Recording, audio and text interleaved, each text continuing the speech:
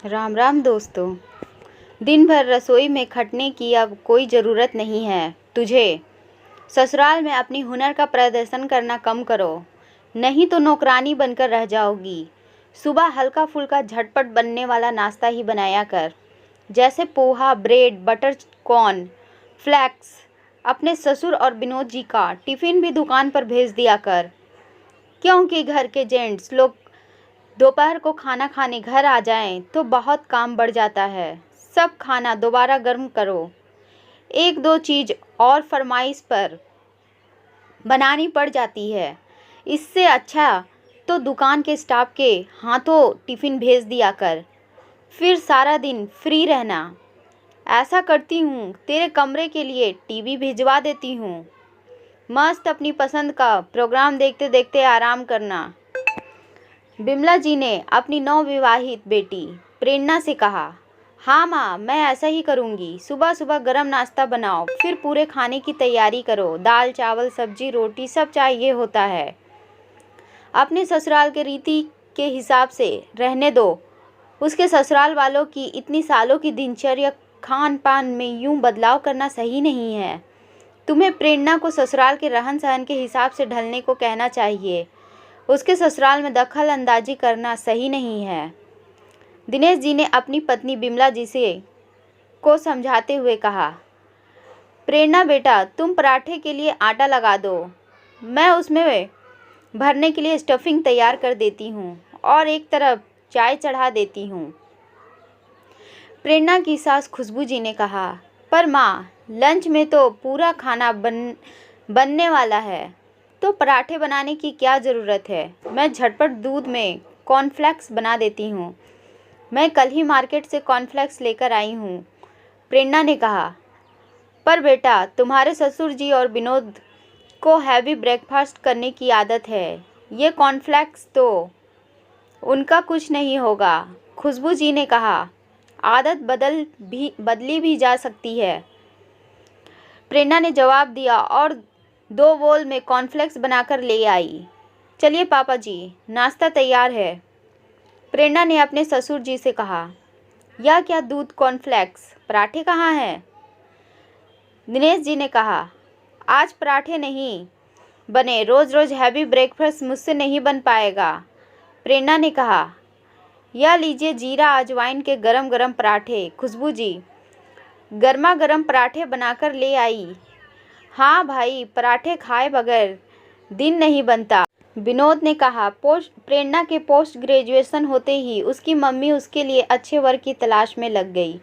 उनकी बहन ने विनोद का रिश्ता सुझाया था। विनोद के पिता का साड़ियों का बड़ा सा शोरूम था।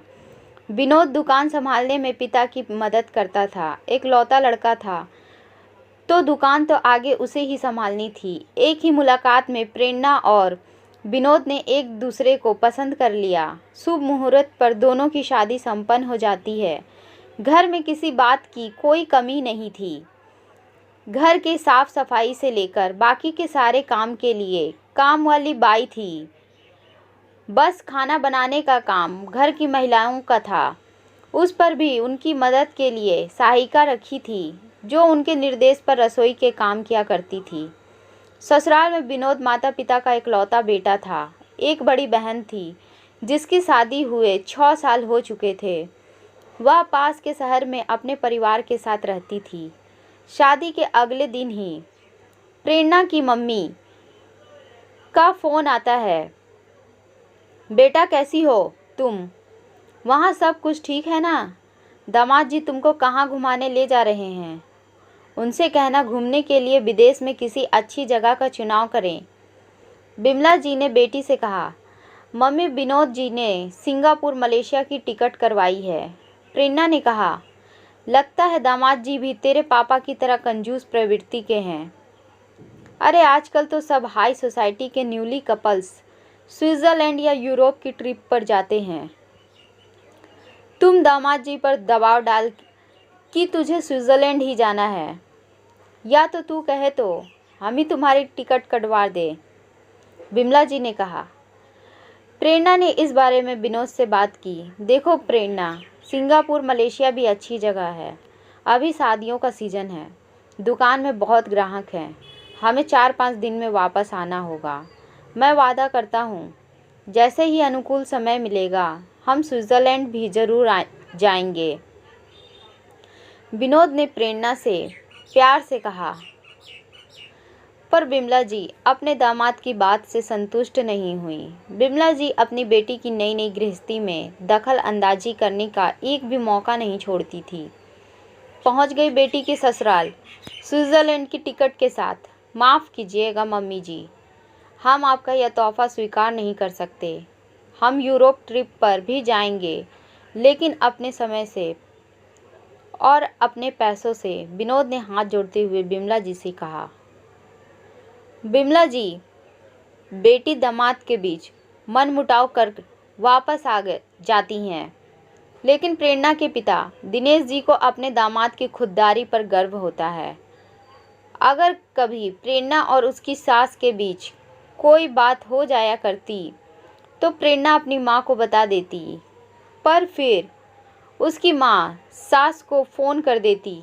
बात बात पर अपने दामाद को फ़ोन कर अपनी बेटी की ज़रूरत की सिफारिश करती। जब बात बर्दाश्त के बाहर चली गई तब पति पत्नी के बीच आए दिन झगड़ा होने लगा। प्रेरणा भी बात बात पर मायके जाने की धमकी देती है। इन सब बातों में प्रेरणा की माँ उसकी सहायता किया करती। कुछ दिनों बाद बिमला जी अपनी बेटी दामाद के लिए एक बड़ा सा टीवी ऑर्डर किया। टीवी देखते ही विनोद का पारा चढ़ गया। उसने सीधे बिमला जी को फ़ोन लगाया। मम्मी जी, आपकी जानकारी के लिए बता दूं कि मैं प्रेरणा के जन्मदिन पर उसे उपहार देने के लिए टीवी हमारे कमरे के लिए पहले ही ऑर्डर कर दिया है। आप बेवजह अपनी बेटी की चिंता ना करें। इतने से भी बिमला जी का मन नहीं भरा। वह अपनी खराब तबीयत का बहाना बनाकर बार बार प्रेरणा को मायके बुला लेती हैं। बेटा, जैसे मायके में रहती हो वैसे ससुराल में रहना, बिल्कुल बिंदास, किसी की रोक टोक बर्दाश्त मत करना। ननद को ज़्यादा इज्जत देने की ज़रूरत नहीं है। ननद बाहर से भी अपने हाथ में मायके की कमान लेकर बैठी रहती है और पति पत्नी में झगड़े करवाती है। बिमला जी ने कहा। अरे बिमला, कुछ तो शर्म करो। झगड़ा तो तुम लगवा रही हो अपनी बेटी दामाद के बीच। उसे अपनी गृहस्थी अपने हिसाब से चलाने दो। बेवजह की दखल अंदाजी ही करना छोड़ दो। प्रेरणा के पापा दिनेश जी ने कहा। आपको तो बेटी का साथ देना ही नहीं आता। बिमला जी ने अपने पति पर बरसने लगी। अब तो प्रेरणा अपनी माँ की बताई हर राह पर चलने लगी। अपनी माँ के कहने पर ससुराल के हर सदस्य की दिनचर्या पर बदलाव करने लगी। ससुराल आते ही घर के कोने कोने में बदलाव करने लगी। ऐसे में पति पत्नी के बीच मनमुटाव होना स्वाभाविक था। यह क्या बहू, तुमने बरसों पुरानी हमारी खानदानी आराम कुर्सी जिससे हमारा लगाव था कबाड़ी को दे दी? ससुर जी ने प्रेरणा से कहा। हाँ पापा जी, मेरी मम्मी कह रही थी वह आराम कुर्सी हमारे घर के ड्राइंग रूम की सुंदरता को खराब कर रही थी, इसीलिए मैंने कबाड़ी को दे दी। प्रेरणा, तुमने हमसे बिना हमें बताए, बिना अपनी माँ के कहने पर हमारी खानदानी चीज़ बेच दी। तुम्हें अंदाज़ा भी है तुमने कितनी बड़ी बेवकूफ़ी कर दी। अब हमारा खाना पीना उठना बैठना अब तुम्हारी माँ के इशारे पर चलेगा क्या? अगर तुम्हें ससुराल में रहते हुए भी हर काम अपनी माँ के हिसाब से करना है तो ऐसा करो, तुम अपनी माँ के साथ पास ही चली जाओ। जैसा वह कठपुतली की तरह कहे तुम नाचना।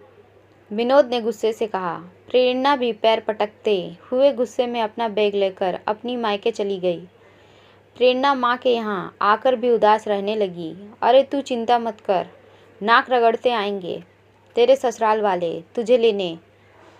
अभी से इतनी कमज़ोर मत बन, बिमला जी ने प्रेरणा से कहा। इस बीच में प्रेरणा की सास ने बिमला जी से बात करने की कोशिश की, लेकिन बिमला जी ने उन्हें कोई प्रतिक्रिया नहीं दी। विनोद का फ़ोन उठाने से भी प्रेरणा को मना कर दिया। ऐसे ही 6 महीने बीत गए। प्रेरणा पति के वियोग में बहुत कमज़ोर होती जा रही थी। उसने सबसे मिलना जुलना भी छोड़ दिया। डॉक्टर को दिखाने पर पता चला प्रेरणा डिप्रेशन की शिकार हो चली है। पिता को उसका दुख देखा नहीं जा रहा था।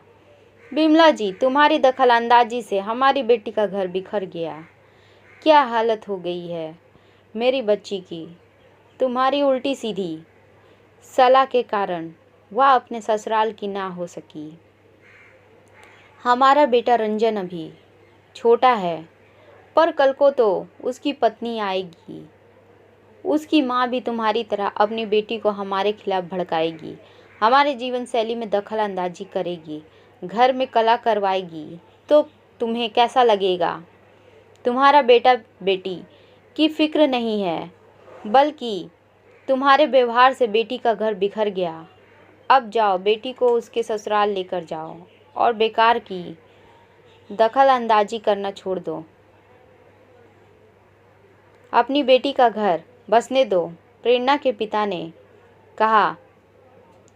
तभी डोरबेल बजती है। प्रेरणा ने दरवाज़ा खोला। सामने उसके सास ससुर और पति विनोद को देखकर उसकी आंखों से आंसू बहने लगे। प्रेरणा, तुम्हारे पापा का फ़ोन आया था कि तुम ससुराल को छोड़कर मायके में खुश नहीं हो, पर अपनी माँ के कहने पर चल रही हो। हम तुम्हें लेने आए हैं। तुम्हारे बगैर घर और मेरा जीवन सूना है, विनोद ने कहा। प्रेरणा झट से अपना बैग लेकर आ गई। बेटा, मुझे माफ़ कर दो। मैंने बेवजह अपनी बेटी की गृहस्थी में दखल दिया, पति पत्नी के रिश्ते में दरार पैदा कर दी, मेरी हंसती खेलती बेटी के जीवन में करवाहट भर दी। मैं वादा करती हूँ, अब मैं अपनी बेटी को अपने ढंग से जीवन जीने दूंगी।